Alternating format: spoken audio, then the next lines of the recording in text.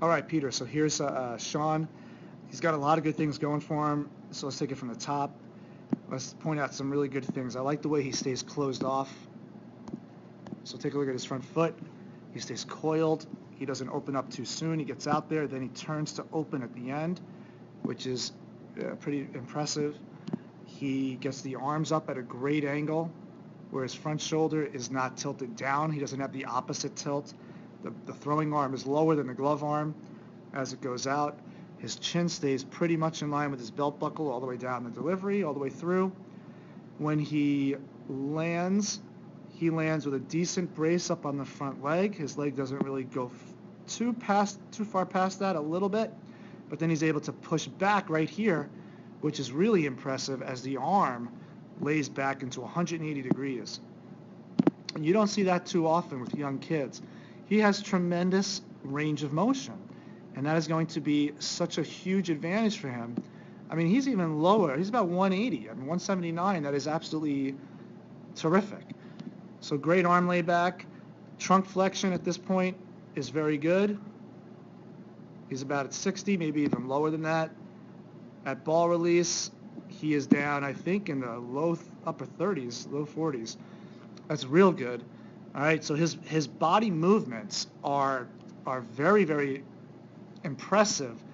And when we measure those guys, when we measure him up to guys who throw in the mid-90s, these are the type of body movements they possess. But the difference is that they do it with a lot more power and a lot more speed.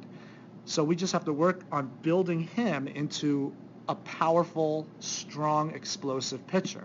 With this range of motion and flexibility, he's going to be fantastic. All right, so here are some of the negatives. The negatives are that he doesn't get his body out quick enough. So if I draw that line, I want to see how far he gets off that line by the time he breaks his hands. And if you look at his head, it's still there. His head should be somewhere out here off that line. He needs to learn how to now move the hips a little bit sooner and get the hips out and drift out instead of just lifting the leg up and then dropping it straight down. And now from here, he'll push off. I think I mentioned it at his lesson that he might as well just start right here because the leg lift really didn't do anything for momentum. And you need that momentum so that you can build off of that and accelerate the body into front foot plant, which is what he doesn't do well because he lacks the power and the strength to do that. So this motor skill, this coordination is a tricky one to get, especially if you've been doing this type of movement forever. This is that drop and drive or up and down kind of motion. But we want somewhere in between that. We want to go up and then we want to go out. And then as we go out, we want to get going down, where he just kind of goes up, down, and then he just drives straight across the mound. And he glides this foot all the way across. Okay?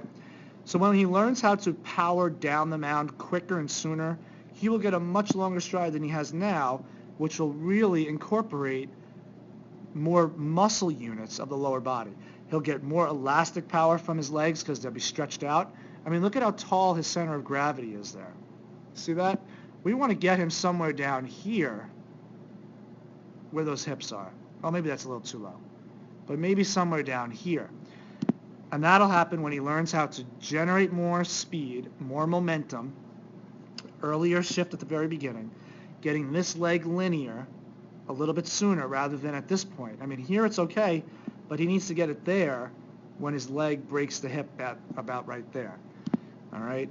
So once the leg over here at the knee breaks this hip, this is where we want to see this leg in a linear, more angular, the power angle position, because it's from there where he's going to want to drive forward. Now here's what happens when you don't get the leg linear enough when you're ready to drive. You hop. See that? That's a pop off the mound. He actually elevates himself and he loses velocity and power doing that because he's losing the ground. So he's lost the ground. He lost the ground forces there, and now he's just going to land on his front leg. So what he needs to do is he needs to get out sooner. He needs to lower the center of gravity more so that he can get this leg into a power position where he'll just drive straight forward and not have to lift to go. Lift to go. Okay? So that's something that we will work on diligently. First movement, and that'll get him lower. and that'll get the stride out. Now let's show you the difference here in his body height, which is actually past that line. So I'll bring that line down a little bit, and his stride length. What is the relationship between body height and stride length?